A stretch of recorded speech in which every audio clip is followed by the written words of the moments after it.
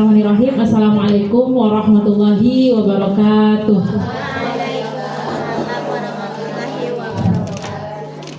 Jadi seperti yang tadi sudah disampaikan, insya Allah kami di sini akan menyampaikan berbagi dengan ibu-ibu semua. Alhamdulillahirabbil alamin. Wassalatu wassalamu ala asrofil anbiya'i wal mursalin wa ala alihi wa ashabihi rasulillahi ajma'in. Allahumma sholli ala Muhammad wa ala ali Muhammad. Allahumma sholli ala Muhammad wa ala Muhammad. Allahumma sholli ala Muhammad wa ala Muhammad. Allahumma sholli ala Muhammad wa ala Muhammad. Belajar terkait dengan mata pelajaran baru, yaitu KKA namanya ibu-ibu, yaitu coding dan kecerdasan artifisial.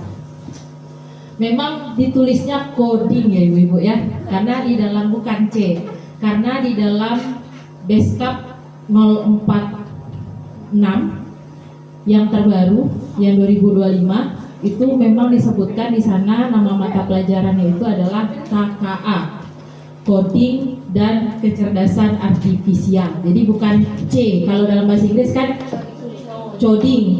Nah, jadi memang sudah di bahasa Indonesia kan coding dan kecerdasan artifisial. Kalau dalam Inggris berarti coding and AI, artificial intelligence. Nah, miskonsepsinya yang harus kita luruskan pertama-tama adalah anak-anak di sini tidak diharuskan memiliki komputer. Jadi bukan kemudian anak-anak ini diarahkan untuk menjadi semata-mata menjadi programmer gitu. Karena ada kemarin ini sekolah yang bertanya, Bu, sekolah kami tidak punya fasilitas. Nah, ada solusinya. Jadi meskipun sekolah itu tidak memiliki fasilitas, anak-anak tidak punya komputer, akan ada langkah yang bisa diambil asalkan CP dari KKA itu bisa diajarkan ke anak.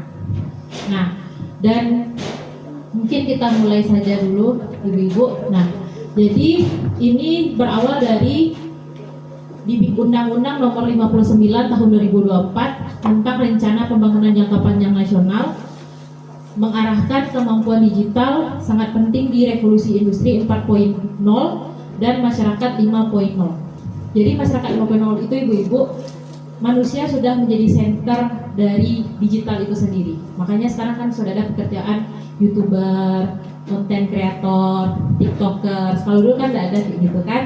Nah, itu bukti masyarakat sudah menjadi masyarakat 5.0. Nah,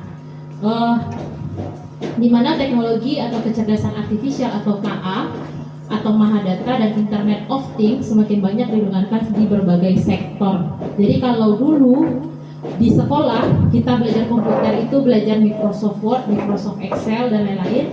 Di KKA yang diajarkan itu adalah benar coding dan penggunaan kecerdasan artifisial, ya ibu-ibu ya. Nah, ini dia Tujuan dari KKA itu sendiri adalah terampil berpikir komputasional. Apa itu berpikir komputasional nanti kami sampaikan. Lalu cakap dan bijak sebagai warga masyarakat digital. Nah, ini yang sesuai dengan visi sekolah kita ya ibu ya, cerdas berteknologi. Jadi dia tidak hanya bisa menjadi seorang gamers, tapi diharapkan dia bisa jadi developer dari gamers itu. Dia tidak hanya bisa menggunakan ChatGPT, tapi dia bisa menjadi seorang, bukan dia yang menjadi budak ChatGPT, tapi dia yang mengatur ChatGPT. Bukan dia yang menjadi budak dari Grok, Gemini, Copilot, bukan, tapi dia yang bahasanya itu dia yang memerintahkan. Jadi dia berusaha, bukan yang itu sebagai alat. Ya benar Bu, dia sebagai alat. Jadi kalau selama ini anak kita cari PR, carikan saya 7 keajaiban dunia. Tidak, sekarang dia lagi membuat program bagaimana bisa mengilustrasikan 7 keajaiban dunia. Nah, itu yang diharapkan gitu. Nah, jadi kan cuma kecerdasan artifisial cuma ChatGPT, tidak. Ternyata banyak program-program yang bisa digunakan. Lalu terampil mengelola dan memanfaatkan data.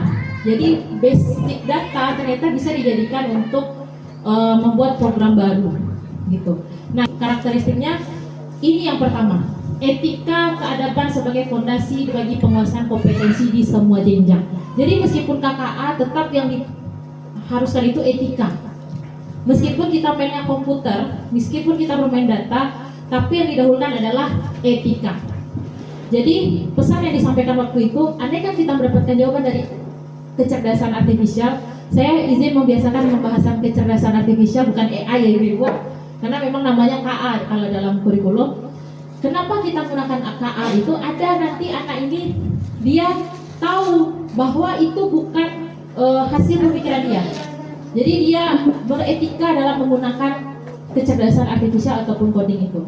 Lalu pembelajaran yang dapat dilakukan adalah plug coding, memanfaatkan perangkat komputer dan perangkat lunak atau unplug coding yang mengajarkan konsep pemrograman dalam menggunakan komputer melalui aktivitas fisik, simulasi atau permainan. Misalnya seperti ini Ibu. Anak kita misalnya mau unplug nih, unplug itu tanpa software. Ibu-ibu minta anak ibu tolong jelaskan jalan dari SD ke rumahnya. Misal rumahnya di Jati, maka dia akan bercerita, saya belok kanan di Jalan Mandahiling, lalu saya belok kiri Jalan Bugis, belok kanan, belok kiri, nah kanan kiri misalnya. Nah itu udah masuk unplug coding gitu. Nah itu seperti itu gambarannya ibu-ibu ya. Jadi tidak melulu harus pakai komputer gitu. Nah itu apa namanya itu pemikiran dasar. Nah ayo lah Bu, jadi lawan apa Bu? Kaica mau, Kaica mencoba. Terima kasih Kaica. Sebentar ini jaringannya subhanallah.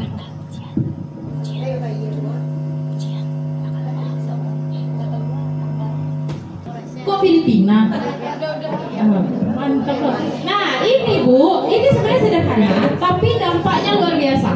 Ini adalah memberikan pemahaman kepada siswa tentang cara kerja KA. Hampir AI saya sebutkan. Kita biasakan juga mengerjakan KA ya Ibu ya.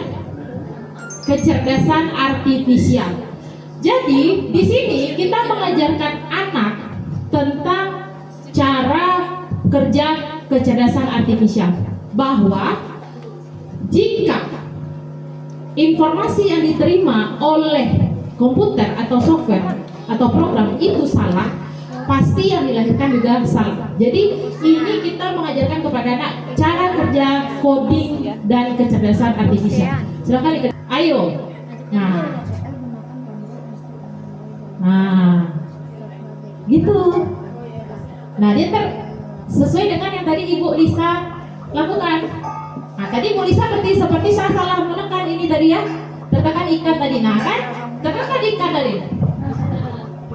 Nah iya kalau dia salah, iya berarti tadi belum muncul masalahnya ya, belum muncul. Nah coba kita lanjutkan Bu Lisa. Kita sudah belajar AI Evolution untuk menunjukkan cara kerja coding, masukkan data, lalu kita juga belajar teachable machine, melihat cara kerja KKA untuk mengakses atau menginterpretasikan objek.